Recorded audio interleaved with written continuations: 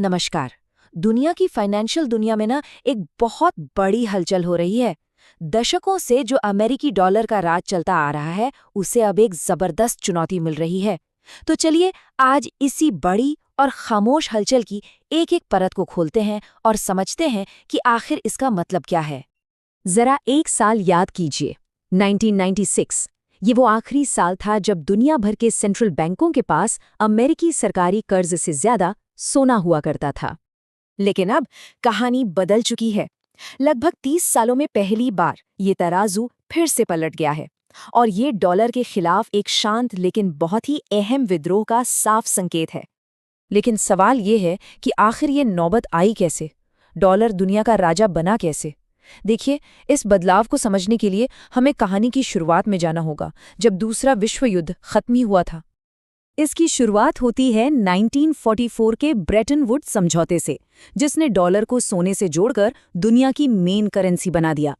फिर 1971 में भले ही अमेरिका गोल्ड स्टैंडर्ड से हट गया, डॉलर का दबदबा कायम रहा और इसकी एक बहुत बड़ी वजह थी पेट्रो डॉलर सिस्टम का बनना।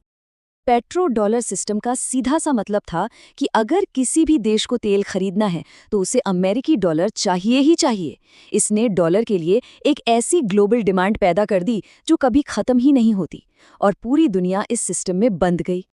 और डॉलर की ये पकड़ कितनी गहरी है, इसका अंदाजा बस इस एक नंबर से लग जाएगा। आज भी दुनिया में होने वाले हर 10 इंटरनेशनल सौदों में से लगभग 9 अमेरिकी डॉलर में ही होते हैं। सोचिए जरा।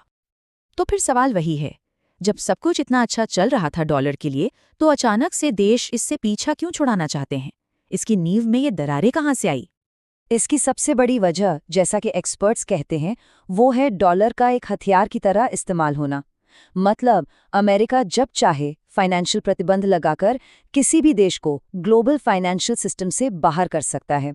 हमने ये रूस के साथ होते हुए देखा है और यही डर अब बाकी देशों को नए रास्ते तलाशने पर मजबूर कर रहा है।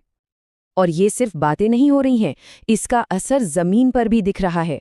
दुनिया भर के सेंट्रल बैंक्स अब अमेरिकी बॉन्ड्स से अपना पैसा निकालकर सोने जैसी सेफ चीजों में लगा रही हैं। नतीजा, लगभग 30 सालों में पहली बार उनके पास अमेरिकी ट्रेजरी से ज्यादा सोना इकट्ठा हो गया है। पिछले 2 दशकों में ग्लोबल फॉरेन एक्सचेंज रिजर्व्स में डॉलर का हिस्सा 70% से गिरकर अब लगभग 57% पर आ गया है। गिरावट भले ही धीमी लग रही हो, लेकिन जो ट्रेंड है वो बिल्कुल साफ है। तो इस बदलाव को लीड कौन कर रहा है? इस मैदान में सबसे बड़ा और ऑर्गेनाइज्ड खिलाड़ी है ब्रिक्स। तो चलिए देखते हैं कि उनका प्लान आखिर है क्या। देखिए, ब्रिक्स अब सिर्फ 5 देशों का ग्रुप नहीं रहा। ये दुनिया की 40% से ज्यादा जीडीपी, 46% आबादी और 40% तेल उत्पादन को कंट्रोल करता है। ये देश मिलकर जरूरी चीजों में आत्मनिर्भर हैं, जो उन्हें एक बहुत बड़ी आर्थिक ताकत बनाता है। अब यहाँ ना ब्रिक्स के सामने 2 रास्ते हैं। एक तो है यूरो की तरह एक कॉमन ब्रिक्स करेंसी बनाने का बड़ा सपना, जो कि बहुत बहुत मुश्किल है। और दूसरा रास्ता, जो ज्यादा प्रैक्टिकल है, वो है स्विफ्ट जैसे पेमेंट सिस्टम का एक विकल्प बनाना और आपस में अपनी अपनी करेंसी में व्यापार करना। और ये बात ग्रुप के लीडर्स भी अच्छे से समझते हैं। खुद रूस के राष्ट्रपति पुतिन ने कहा है कि एक कॉमन करेंसी की बात करना अभी जल्दबाजी होगी। इससे साफ है कि फिलहाल फोकस ज्यादा प्रैक्टिकल कदमों पर ही है। तो इस सब का मतलब क्या है? ग्लोबल इकोनॉमी पर इसका क्या असर पड़ेगा? क्या ये एक मौका है या फिर एक खतरा? चलिए इसके दोनों पहलुओं को समझते हैं। यही आज का सबसे बड़ा सवाल है। एक ऐसी दुनिया जहां डॉलर अकेला बादशाह नहीं है, वो दुनिया आखिर दिखेगी कैसी? देखिए, इसके ना 2 पहलू हैं। अमेरिका और वेस्टर्न देशों के लिए इसका मतलब हो सकता है कि उन्हें कर्ज महंगा मिले, महंगाई बढ़े और दुनिया पर उनका असर कम हो जाए। वहीं दूसरी तरफ ब्रिक्स और ग्लोबल साउथ के देशों के लिए यह अपनी इकोनॉमी पर ज़्यादा कंट्रोल पाने का एक मौका है। लेकिन साथ ही करेंसी में उतार चढ़ाव और आपसी मतभेद जैसे खतरे भी कम नहीं हैं। इस पूरे शतरंज की बिसात पर भारत का रोल सबसे दिलचस्प और सबसे ज्यादा कॉम्प्लेक्स है। आइए समझते हैं कि भारत इस मुद्दे पर इतना संभल कर कदम क्यों रख रहा है। भारत के विदेश मंत्री एस जयशंकर ने बिल्कुल साफ कर दिया है कि भारत डी-डॉलराइजेशन का सपोर्ट नहीं करता और ब्रिक्स करेंसी का तो कोई प्रपोजल ही नहीं है। ब्रिक्स का मेंबर होने के बावजूद भारत का ये स्टैंड उसकी मुश्किल सिचुएशन को दिखाता है। भारत इस दौराहे पर क्यों खड़ा है? एक तरफ तो वो ब्रिक्स के जरिए एक मल्टीपोलर दुनिया चाहता है, जहां किसी एक का दबदबा ना हो। लेकिन दूसरी तरफ भारत को ये भी डर है कि कहीं कोई नया सिस्टम चीन के दबदबे वाला न बन जाए। और साथ ही भारत के विकास के लिए वेस्टर्न इन्वेस्टमेंट और टेक्नोलॉजी बहुत ज़रूरी है। ये एक बहुत ही नाजुक बैलेंसिंग एक्ट है।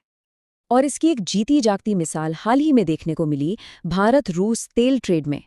भारत ने रूस से तेल खरीदने के लिए रुपए में पेमेंट की, जिससे रूस के पास अरबों रुपए जमा हो गए। लेकिन अब रूस उन रुपयों का करे क्या? क्योंकि रुपया डॉलर की तरह हर जगह तो चलता नहीं। ये लोकल करेंसी में ट्रेड करने की एक बहुत बड़ी प्रैक्टिकल चुनौती है। तो इन सब चीजों को जोड़कर देखें तो आने वाले कल की तस्वीर कैसी बनती है?